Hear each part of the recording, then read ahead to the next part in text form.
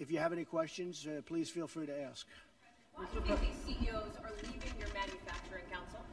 Because they're not taking their job seriously as it pertains to this country. We want jobs, manufacturing in this country. If you look at some of those people that you're talking about, they're outside of the country. They're having a lot of their product made outside. If you look at Merck as an example, take a look where, take a look at where their product is made.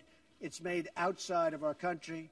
We want products made in the country. Now, I have to tell you, some of the folks that will leave, they're leaving out of embarrassment because they make their products outside. And I've been lecturing them, including the gentleman that you're referring to, about you have to bring it back to this country. You can't do it necessarily in Ireland and all of these other places. You have to bring this work back to this country. That's what I want. I want manufacturing to be back into the United States so that American workers can benefit. Let me ask you, why did you wait so long until last week? I didn't wait long. I didn't wait long. I didn't wait long. I wanted to make sure, unlike most politicians, that what I said was correct, not make a quick statement. The statement I made on Saturday, the first statement, was a fine statement. But you don't make statements that direct unless you know the fact. It takes a little while to get the facts. You still don't know the facts. And it's a very, very important process to me. And it's a very important statement. So I don't want to go quickly and just make a statement for the sake of making a political statement. I want to know the facts. If you go back to my, in fact, I brought it. Who did you bring, Mr. President? As I said on, remember this, Saturday, we condemn in the strongest possible terms this egregious display of hatred, bigotry, and violence. It has no place in America. And then I went on from there. Now, here's the thing. As to, excuse me, take it nice and easy. Here's the thing. When I make a statement, I like to be correct. I want the facts. This event just happened. In fact, a lot of the event didn't even happen yet as we were speaking. This event just happened. Before I make a statement, I need the facts. So I don't want to rush into a statement. So making the statement when I made it was excellent. In fact, the young woman, who I hear is a fantastic young woman, and it was on NBC, her mother wrote me and said through, I guess, Twitter, social media, the nicest things, and I very much appreciated that. I hear she was a fine, really actually an incredible young woman, but her mother on Twitter thanked me for what I said. And honestly, if the press were not fake, and if it was honest, the press would have said what I said was very nice. But unlike you and unlike the media, before I make a statement, I like to know the facts. They don't. How about a couple of infrastructure questions? Was that terrorism? Say it. What? The CEO of Walmart said you missed a critical opportunity to help bring the country together. Did you? Not at all. I think the country, look, you take a look. I've created over 1 million jobs since I'm president. The country is booming. The stock market is setting records. We have the highest employment numbers we've ever had in the history of our country. We're doing record business. We have the highest levels of enthusiasm. So the head of Walmart, who I know, who's a very nice guy, was making a political statement. I mean, ask him how he's doing. I do it the same way, and you know why? Because I want to make sure, when I make a statement, that the statement is correct. And there was no way of making a correct statement that early.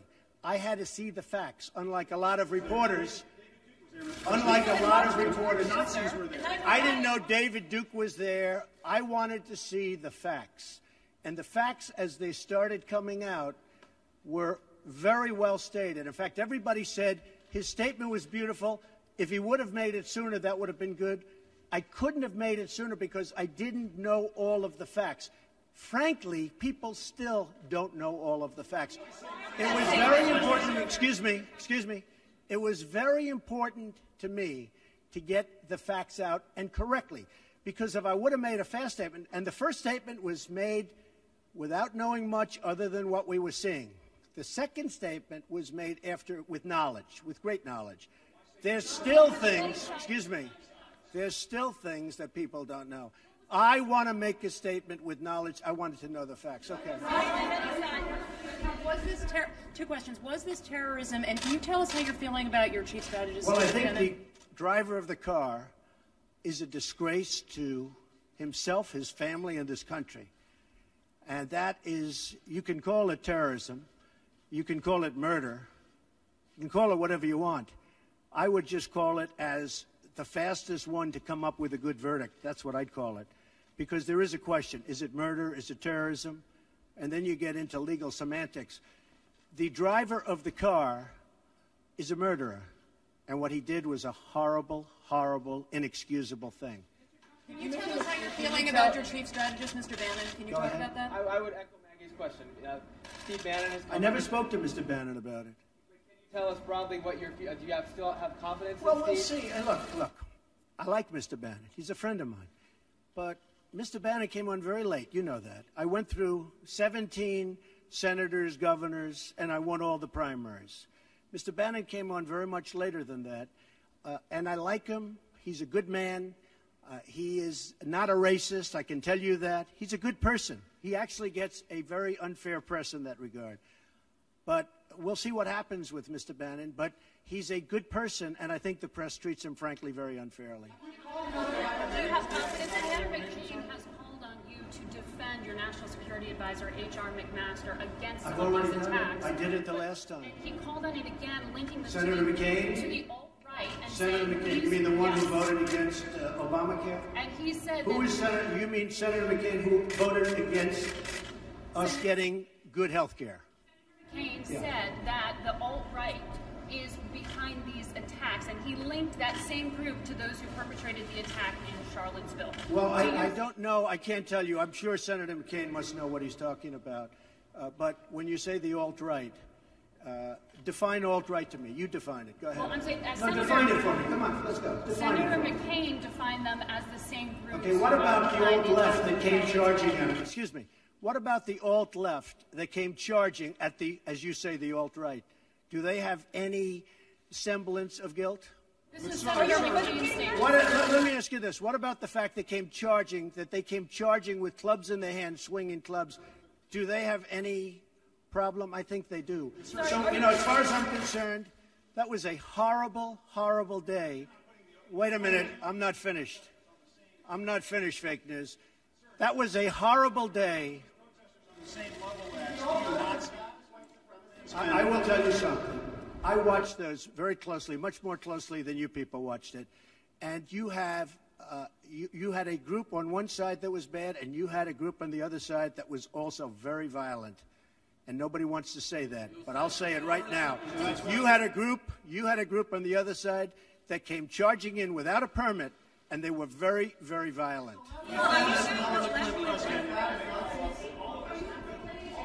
Go ahead. Do you think that what you call the alt-left is the same as neo-Nazis? Those people, all of those people, excuse me, I've condemned neo-Nazis. I've condemned many different groups, but not all of those people were neo-Nazis, believe me. Not all of those people were white supremacists by any stretch. Those people were also there because they wanted to protest the taking down of a statue, Robert E. Lee. So, excuse me, and you take a look at some of the groups and you see, and you know it if you were honest reporters, which in many cases you're not, but many of those people were there to protest the taking down of the statue of Robert E. Lee. So, this week it's Robert E. Lee. I noticed that Stonewall Jackson's coming down. I wonder, is it George Washington next week, and is it Thomas Jefferson the week after? You know, you really do have to ask yourself, where does it stop? But they were there to protest, excuse me, you take a look the night before, they were there to protest the taking down of the statue of Robert E. Lee. Infrastructure question, go ahead. Should statues of Robert E. Lee stay up? I would say that's up to a local town, community, or the federal government, depending on where it is located. Are you against the Confederacy? About race relations in America, and do you think things have gotten worse or better since you took office? I think they've gotten better or the same. Look, they've been frayed for a long time. And you can ask President Obama about that because he'd make speeches about it. But I believe that the fact that I brought in, it will be soon, millions of jobs. You see where companies are moving back into our country. I think that's going to have a tremendous positive impact on race relations. We have companies coming back into our country. We have 2 car companies that just announced. We have Foxconn in Wisconsin just announced. We have many companies, I say, pouring back into the country. I think that's going to have a huge positive impact on race relations. You know why? It's jobs. What people want now, they want jobs. They want great jobs with good pay. And when they have that, you watch how race relations will be. And I'll tell you, we're spending a lot of money on the inner cities. We're fixing the inner cities. We're doing far more than anybody's done with respect to the inner cities. It's a priority for me, and it's very important. Mr. President, are you putting what you're calling the alt-left and white supremacists on the same moral plane?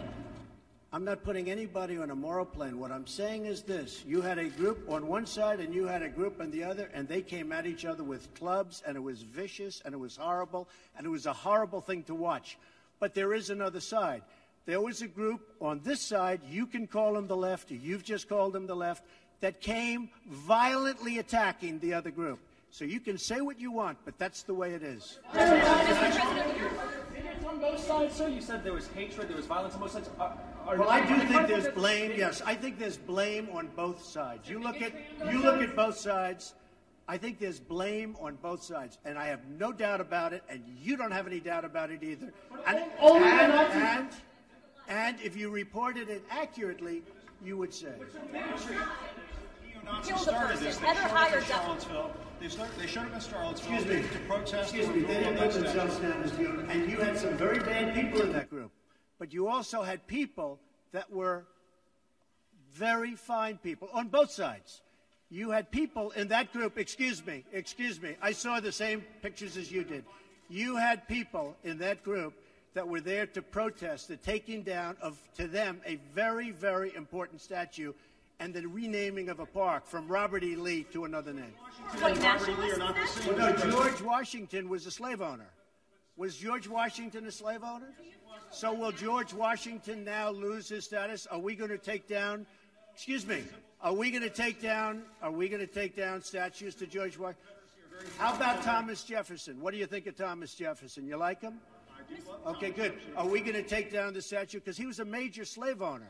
Now we're going to take down his statue. So you know what? It's fine. You're changing history. You're changing culture. And you had people, and I'm not talking about the neo-Nazis and the white nationalists, because they should be condemned totally. But you had many people in that group other than neo-Nazis and white nationalists, okay? And the press has treated them absolutely unfairly. Now, in the other group also, you had some fine people, but you also had troublemakers, and you see them come with the black outfits and with the helmets and with the baseball bats. You had a lot of bad people in the other group too. Treated unfairly, sir. I'm sorry, I just didn't understand what you were saying. You were saying the press has treated white nationalists unfairly? No, I just didn't understand what you were saying. No. There were people in that rally, and I looked the night before. If you look, there were people protesting very quietly the taking down of the statue of Robert E. Lee. I'm sure in that group there were some bad ones. The following day it looked like they had some rough, bad people. Neo-Nazis, white nationalists, whatever you want to call them. But you had a lot of people in that group that were there to innocently protest and very legally protest because, you know, I don't know if you know, they had a permit. The other group didn't have a permit. So I only tell you this. There are two sides to a story. I thought what took place was a horrible moment for our country, a horrible moment. But there are two sides to the country. Does anybody have a final? Does anybody have? You have an infrastructure. What makes you think you can get an infrastructure bill? You didn't get health care. Well, you know, I'll tell you. We came very close with health care. Unfortunately, John McCain decided to vote against it at the last minute. You'll have to ask John McCain why he did that. But we came very close to health care. We will end up getting health care. But we'll get the infrastructure, and actually infrastructure is something that I think will have bipartisan support on. I actually think Democrats will go along with the infrastructure. President, have you spoken to the family? Have you spoken to the family of the victim of the car attack? No, I'll be reaching out. When will you be reaching out? I was very. I thought that the statement put out, the mother's statement, I thought was a beautiful statement.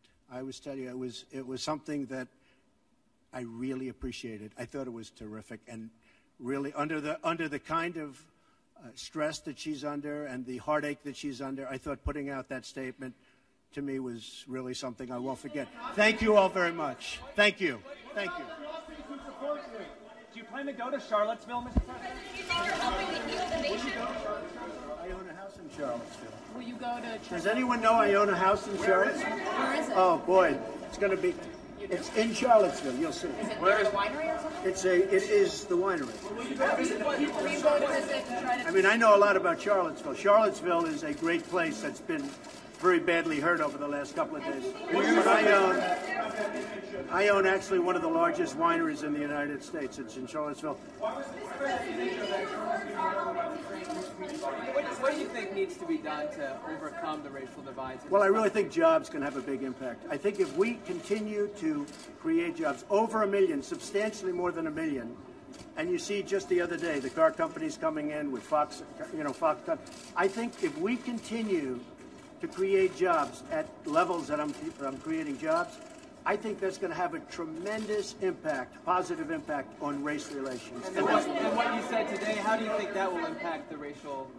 Because the people are going to be working, they're going to be making a lot of money, much more money than they ever thought possible. I mean, your remarks and that's going to today. happen. And the other thing, very important, I believe wages will start going up. They haven't gone up for a long time. I believe wages now, because the economy is doing so well with respect to employment and unemployment, I believe wages will start to go up. I think that'll have a tremendously positive impact on race relations. Why have figures been drawn to you, Mr. President? Was Trump Tower wiretap?